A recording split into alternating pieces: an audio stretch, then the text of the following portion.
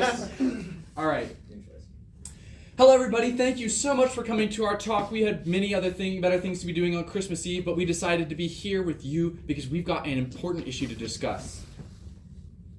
Which is called... Of course. It is called wrapping the perfect gift, of How do you course. do it? We've got a 10-step method here that is going to solve all of your Christmas woes. Isn't that right? It's foolproof. It really is. Yes. So we're pretty proud of this method. It's served us pretty well in past Christmases and hopefully present Christmases and future Christmases also. So let's get started with that first letter, which my associate is writing as we speak. This is an important one. It's a foundation of the rest of the plan, okay? So we've got to make sure this is correct. Mangoes. No, explain the word you write. Well, yes. Well, of course. Mangoes, it's very important. You know, the way that a mango is formed, it's got the outer shell and it's got the inner sauce. You know what I mean? So when you are thinking of the perfect gift for your loved one, you have to think, of course, there's the exterior shell. You know, you've got their visual aesthetic. Perhaps they dress a certain way or they do specific activities. But that is the easy stuff. Everybody goes for that, right? You want to go for the real meat of the person, okay? You need to focus on their interior. What do they truly love? What is their passion? Okay, so you have to do the mango method. Think about what they actually love, not just what they do, but what they are as a person, okay? Remember this. So, obviously our next step, this one's self-explanatory. Any of you guys who are like drafting up an outline for this probably already had this written on your notes. This is ICBMs. International Christmas Ballistic Missiles. Now listen, you may be thinking, ballistic missiles, what do those have to do with Christmas? Well, as you can see from our Mistle-Toe method, it's a pretty big it's a pretty big part of this. So, sometimes you'll find yourself snowed in somewhere. You'll find yourself in some location where it's difficult to wrap gifts. And at that point, you're going to really need some gift wrapping materials sent to you. So we've started a service. It's actually a subscription service. You pay once per year. And it's sort of like insurance. But instead of sending you money, we send a ballistic missile at you that's carrying loads of gift wrapping supplies. So don't worry. It'll explode before it reaches the ground in 90% of the cases. And in that case, you'll see gift wrap paper raining down everything you could need to wrap a perfect gift. So, our next step here, I'll let my associate explain. Of course. We're just associates today, by the way. Secrets. Christmas is all about secrets. You've heard the famous Secret Santa, of course. And in this case, when you're wrapping the perfect gift, you are the Secret Santa, of course. So what you have to do is be very careful while you're wrapping. You have to make sure that you're in a safe area. No one is around. No one could round the corner and accidentally see the gift. You have to do a good job wrapping. So when it's sitting nicely underneath the tree, there's no, little bit sticking out and the tape isn't weird. And you want to make sure that, your gift isn't spoiled before the beautiful, perfect day of Christmas, right? You've got to be a lot more careful about it than you think you do. I can't tell you how many times I've, opened up an Amazon package that was actually for me and spoiled Christmas. So keep your secrets. Keep your secrets.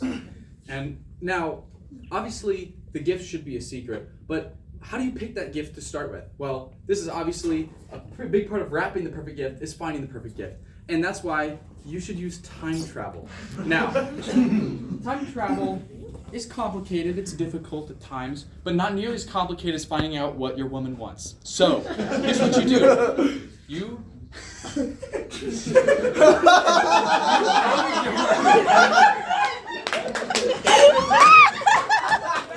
go with your first guess, right? Which will not. That's when you hit the time travel button, go back in time, try something else. You keep going over and over and over until eventually, after an unlimited number of iterations, it'll probably age you a few years forward, you'll find the perfect gift. Or a better strategy could be to just ask her, and she'll get mad, tell you, and then you can go back with that information. But that's how you pick the perfect gift. Now let's move on to the next step of our plan. long legs. I tell you, there's nothing worse than a Black Friday sale, and you get there and everything is gone 30 seconds after the store opens, right? You need long legs like this guy to outrun the competition. You have to get there first, get to the sale rack, sweep everything into your cart, even if you don't need it. It doesn't matter. You need to take it home with you, every single thing. And you can return it all a week later when you realize you don't need it, but you need to get there first, okay? When it comes to your loved ones, you cannot afford to be slow. You can't drag your feet, because what if someone else buys that special gift? What if someone else buys the special gift that you want so badly and someone else is late to the party and then, and it's too late and you can't do it anymore, but but I bet you wanted that special gift to be like certain It's a shame it happened.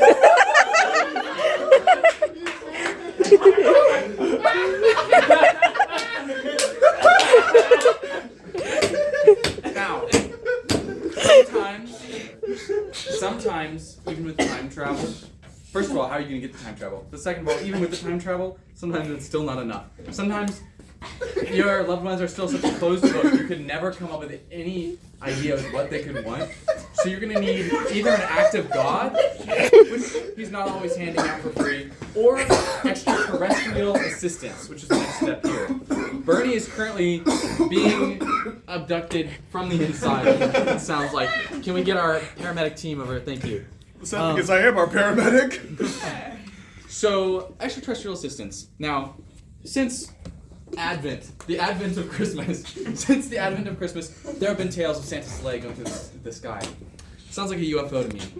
I think that Santa Claus as a myth is invented to cover up for UFOs. The aliens come once per cycle of the Earth around the sun because it's when we face their planet in the solar orbit, right? It's on December 25th, and that's why the aliens show up. That's Santa's sleigh that you're seeing. The Christmas star above the nativity scene, above the birth of Christ. What do you think that was in the sky? It was just a star? No, it followed to point the wise men there. It was aliens helping out, possibly angels. We don't really know. There's theories that they could be the same thing. So I've been doing. We should probably move on to the next point.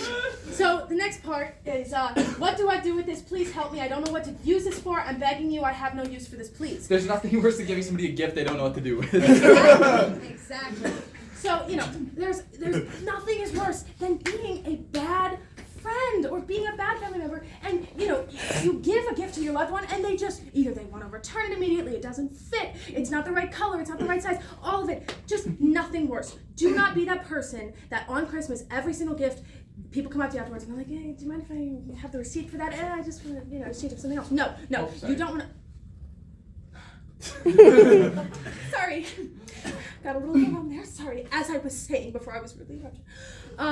You cannot bring a bad gift because that immediately, say you're up here and you're in someone's good favor, right to the ground. You immediately become the worst person at the Secret Santa. Okay? Do not be that guy. Now, let's move on to the next part. This is very, very important. This is your backup plan. Because listen, even if you're time traveling, even if you got unlimited tries and extraterrestrial assistance, there is no way you are surviving giving a bad gift, like we just talked about, to your loved ones without titanium body armor. Listen, I know a few people in my life that would tear me to shreds if I made the wrong choice in Christmas time. So that's why I wear...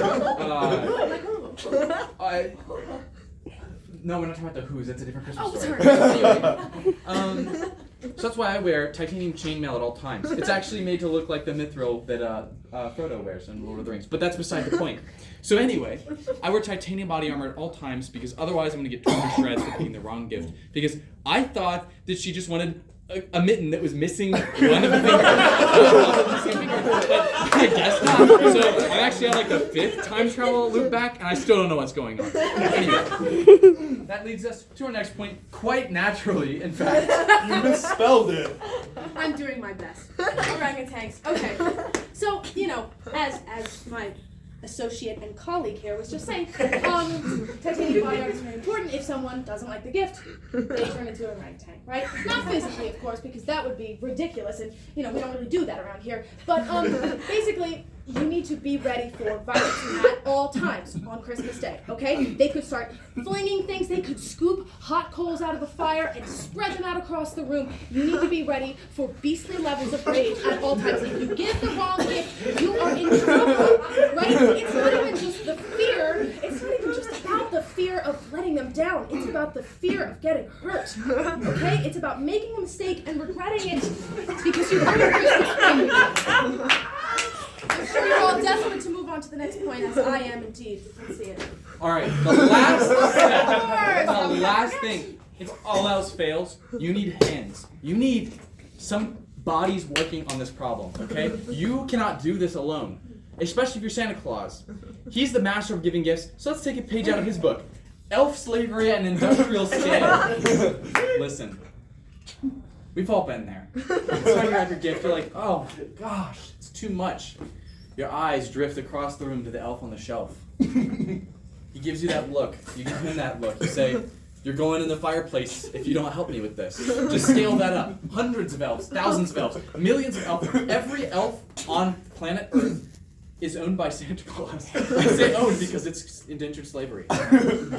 So But you can rent you them can out. send a letter to Santa. Yeah. So when you write your letter to Santa what you want, all you have to do is actually include a $100 check and say, I need 5 elf slaves, and he will send them to your house through the chimney. So we highly recommend getting into the elf slavery business. It's quite lucrative as well to resell them on Craigslist. But yeah, so that's just like an addendum. But mainly, if you are trying to find and wrap the perfect gift, the first step, Mangoes. beautiful exterior, soft, sweet interior. ICBMs, International Christmas Ballistic Missiles, for the materials you need, where you need them. Secrets. Keep your secrets. Shh. Time travel. If at first you don't succeed, try again. Long legs. You have to run to get those deals. It's true. Extraterrestrial assistance. The truth is out there. What do I do with this? Please help me. I don't know what to do with what to use this for. I'm begging you. I have no use for this. Please don't get a bad gift. Don't be that guy. Don't be that guy. I thought of dashing through the snow for that one. I just wanted to say I had a better idea. I just thought I should assert that. Titanium body armor. When you make unwise comments such as I have. Orangutans for when your friends and relatives get violent when your gift sucks. And finally, take a page out of the master's book, Old Saint Nick, Industrial Elf Slavery. Thank you.